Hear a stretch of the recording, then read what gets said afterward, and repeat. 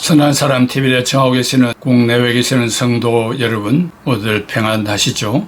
연초에 시작한 집사의 품격은 종료되었고 연이어서 기독교 세계관이라는 타이틀로 또 몇 시간 공부하게 되었습니다. 저희들이 신앙생활하여 오늘에 이르기까지 어느 누구가 나에게 기독교 세계관을 바르게 가르쳐 주거나 설명해 준 분이 없습니다. 신학교에서도 배운 바가 없고 또 유학생활에서도 이런 것을 구체적으로 교육해 주지는 않았습니다. 이 모든 것들은 다 스스로가 또 성경과 연관된 켈빈주의 사상과 좋은 서적들을 통해서 공부할 수밖에 없다는 사실을 말씀드리면서 오늘은 첫 번째로 기독교 세계관에 대한 여러 가지 면을 한번 생각해 보겠습니다. 먼저 서론으로 우리가 예수 그리스도를 믿어 구원은 받았지만 아직도 우리의 삶이 기독교 세계관으로 바뀌지 않아서 교회 안의 생활과 교회 밖의 생활이 일치가 되지 않아 손가락질을 받고 있으며 교회 성장이 멈추었고 오히려 마이너스 성장이라는 말을 듣고 있습니다. 한국교회가 민중신학을 지향하는 비복음주의임에도 불구하고 복음주의 교회에서는 아무 소리를 내지 못하고 있습니다. 팁으로 민중신학이란 민중을 역사의 주체로 보는 신학운동입니다. 즉 민중이 주도하고 주체가 되는 공동체가 참교회라는 해방신학과 비슷합니다. 교회가 민중에 의해 모든 것이 달성되고 민중에 의해 구원이 달성되는 민중 중심의 신학운동입니다. 소위 공동이해와 노예, 총회에서 결정되는 바가 비성경적임에도 불구하고 다수에 의하여 끌려가는 경우가 허다합니다. 이러한 현상은 나도 모르게 민중신학의 골로 빠져드는 현상입니다. 이미 뉴에이지 운동이 사회 전반에 크게 영향을 미쳤고 유물론적 자유주의 신학이 거기에 편성하기도 하였습니다. 복음주의 교회들은 부패에 타락하여 기독교의 위상을 현저하게 떨어뜨려 복음의 빛을 잃어버렸습니다. 나아가 젊은이들이 이런 무기력한 모습을 목격하고 복음주의 교회를 떠나버렸습니다. 방방곡곡에서 일어나고 있는 부동산 투기와 각종 단체에서 추진하고 있는 결의사항들이 집단 이기주의의 발로이며 더 크고 위대한 공동체를 생각하지 않는 소인배들의 노름이라고 하지 않을 수 없습니다. 이러한 결과로 이미 그 유명했던 나라들이 흔적을 찾을 수 없게 되었고 지금도 망해가는 모습을 볼 수 있습니다. 자연의 부패와 오염은 말할 것도 없이 사람의 생명을 위협하고 있고 일시적인 군중들과 조직체의 군중들과 그리고 사회를 정화시킬 교회의 무기력함이 외딴섬이 되어 발길이 끊어졌고 이미 문을 닫은 교회가 속출하고 젊은 층의 교실이 텅텅 비어있는 현실입니다. 성경에 비추어 말하면 제멋대로 살았던 사사시대를 방불케 하고 있습니다.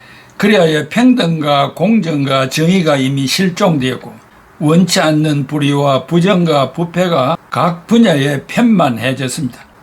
청년들이 결혼을 회피하고 기혼자들은 자녀 출산과 양육에 경제적인 부담을 느껴 포기하고 있으며 어르신들은 황혼 이혼을 하여 어르신에 대한 존경받기를 포기한 지 오래되었습니다.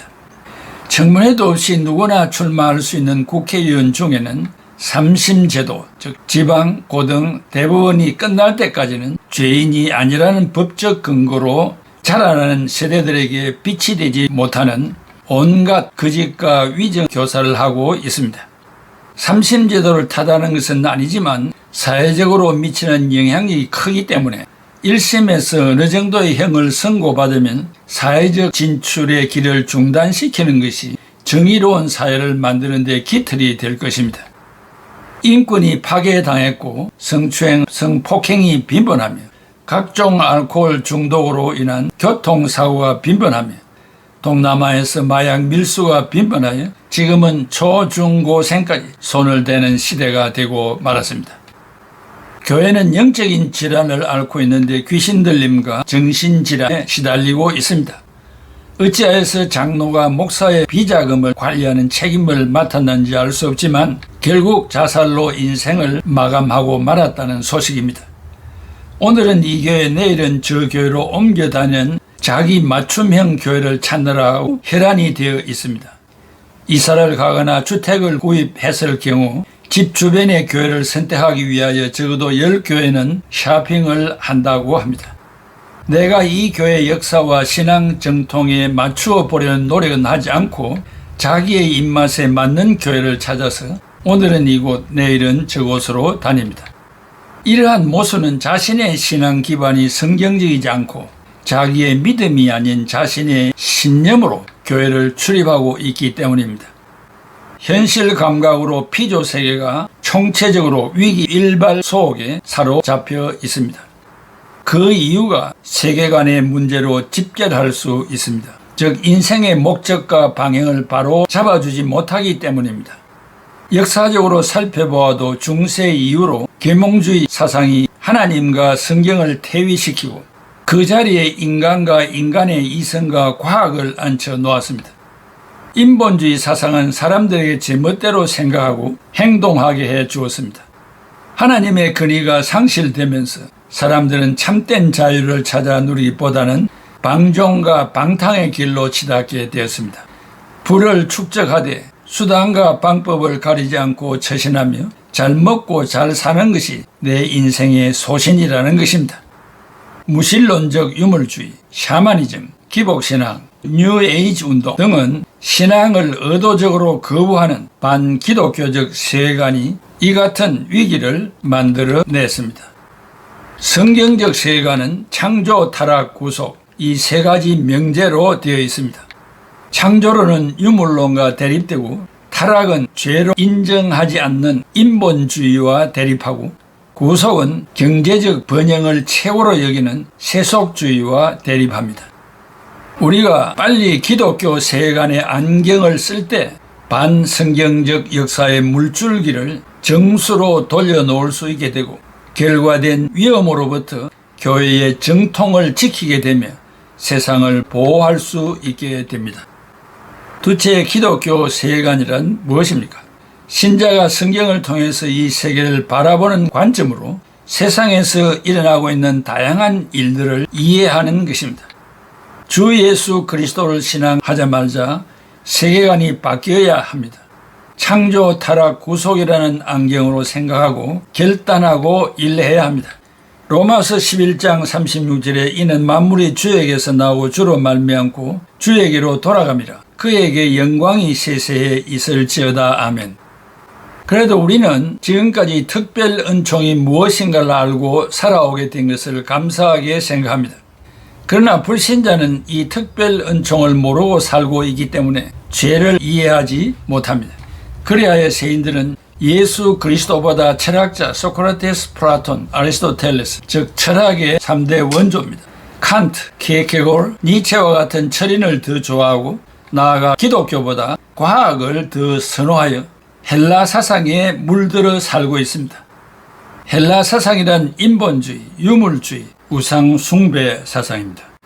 그리고 히브리 사상은 죄를 지어 타락한 인간이 죄의 문제를 스스로 해결할 수 없는 것을 아시고 하나님께서 예수 그리스도를 이 땅에 보내주신 사랑의 사상입니다.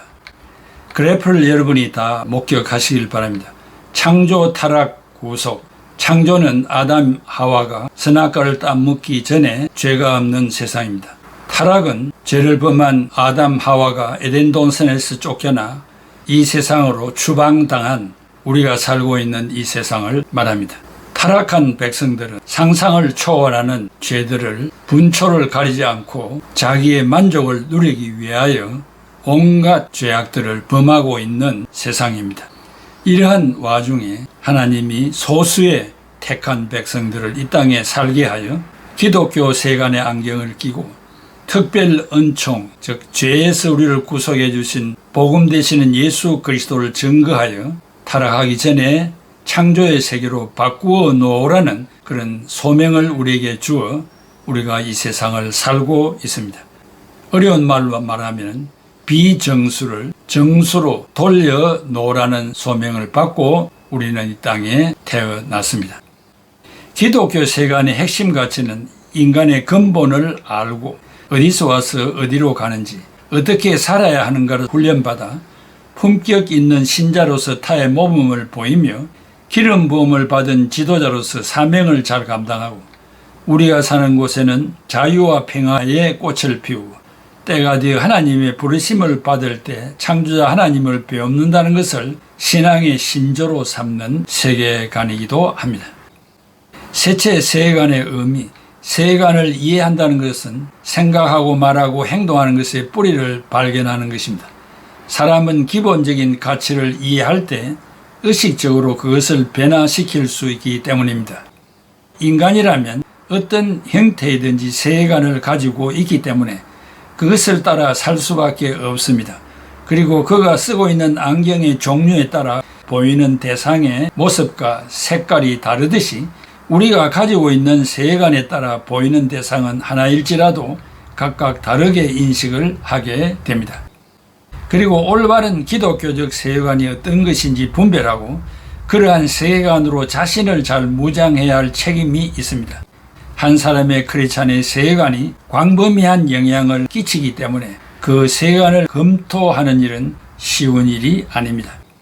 책임을 맡은 한 명의 크리스찬이 속해 있는 문화와 교회의 상황을 분석해야 하며 그 분석의 결과가 성경의 가르침과 일치하는지 계속하여 점검해야 합니다. 동장, 군수, 시장, 국회의원, 대통령으로 출마한 자들의 사상과 신앙을 점검해야 하며 불신자일 경우 최대한 양심적인 인격자를 찾아야 합니다. 결단코 혈연, 인연, 지연, 학연으로 선택해서는 안 됩니다. 이러한 세계관을 가진 자가 많아야 정의로운 사회가 건설될 수 있습니다. 야고보 사도는 말하기를 자신의 능력을 거울을 보는 것에 비유하면서 내가 내 자신을 어떻게 보느냐에 따라서 자신을 평가하고 변화시킬 수 있는 능력이 결정된다고 했습니다. 그리고 사람이 매일 거울을 보듯이 나의 행동을 성경의 거울에 비추어서 반성하고 기독교 세계관이라는 안경으로 깊이 성찰하여 성경의 가르침을 따라 실행하는 것이 중요합니다. 순간적인 깨달음에서 그치면 아무런 효과가 없습니다. 야고보서 1장 22절에서 25절에 너희는 말씀을 행하는 자가 되고 듣기만 하여 자신을 속이는 자가 되지 말라. 누구든지 말씀을 듣고 행하지 아니하면 그는 거울로 자기의 생긴 얼굴을 보는 사람과 같아서 제 자신을 보고 가서 그 모습이 어떠했는지를 곧 잊어버리거니와 자유롭게 하는 온전한 율법을 들여다보고 있는 자는 듣고 잊어버리는 자가 아니요 실천하는 자니 이 사람은 그 행하는 일에 복을 받으리라고 했습니다. 고린도후서 13장 5절에 너희는 믿음 안에 있는가 너희 자신을 시험하고 너희 자신을 확정하라. 예수 그리스도께서 너희 안에 계신 줄 너희가 스스로 알지 못하느냐. 그렇지 않으면 너희는 버림받은 자니라. 고린도전서 11장 28절에 사람이 자기를 살피고 그 후에야 이 떡을 먹고 이 잔을 마실지니 했습니다. 대체 왜 기독교 세계관을 알아야 하는가? 기독교 세계관이란 그리스도인이 가진 세계관을 말하는데 이것은 그리스도인이 성경을 통하여 이 세계를 바라보는 관점과 그 관점에서 이 세상을 이해한 내용 두 가지 관점과 이해를 포함하는 것입니다. 도에벨트는 네덜란드 법학자이며 철학자이며 법 이념 사상을 창안한 사람입니다. 그는 세계관이란 아르키메데스의 고정점과 같은 것이다라고 했습니다. 아르키메데스는 말하기를 작은 지렛대를 이용하여 엄청나게 무거운 물체를 들 수 있다는 사실을 발견하고 만일 지구 밖에 적절한 고정점만 있다면 지구도 들어 올릴 수 있다고 장담했습니다. 세계관은 마치 이 지렛대를 갖다 댈 수 있는 고정점과 같아서 어떤 철학적 사색도 아르키메데스의 고정점과 같은 세계관을 전제하지 않고는 시작할 수 없는 것입니다. 한마디로 말하면 크리스찬은 자신의 존재뿐 아니라 이 세계와 그 과정에 대해서도 깊이 생각하고 바르게 반응해야 하는 일로 부름을 받았기 때문입니다. 크리스찬은 자신이 이전에는 어떤 존재였는가를 알아야 하며 크리스찬이 된 이후에 어떤 사람이 되었으며 하나님과 세계와 자신과 타인과 다른 피조물들에 대해 어떤 관계를 유지하고 어떻게 해야 하는지를 깊이 생각해야 합니다. 그러므로 기독교 세계관을 이해하려는 노력은 이 세계에 대한 하나님의 진리를 바로 알고 드러내려는 노력의 일환이기도 합니다. 다섯째, 세계는 크리스찬들의 삶과 활동 무대입니다. 이 세상에서 제대로 된 크리스찬의 도덕적 삶의 실천이 기독교 세계관을 명확히 드러내며 행동으로 표현하는 것입니다. 크리스찬의 기독교 세계관의 도덕적 영향력이 정치, 경제, 사회, 문화, 온 세상의 모든 부분에까지 미쳐야만 정의로운 사회가 건설됩니다.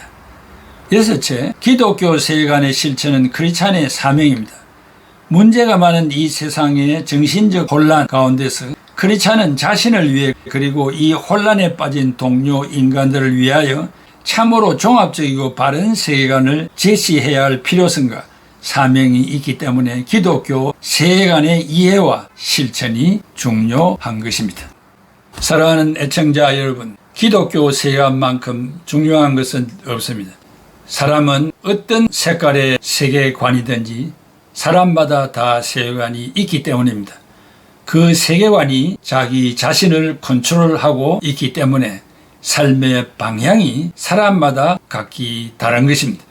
그러나 구속받은 크리스찬들은 일관된 기독교 세계관의 안경을 쓰고 있기 때문에 일심으로 한 목표를 향하여 달려가고 있고, 서론에서도 말한 그대로 타락한 이 세상을 복음화하여 타락하기 이전의 세계로 돌려놓는 그 사명을 위해서 하루하루를 살아가는 사람들입니다.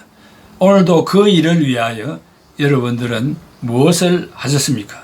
하나님이 우리에게 주신 그 소명에 항상 충성하시고 시간 바치고 물질 바치고 온갖 힘을 다 쏟아 부어야 할 것입니다.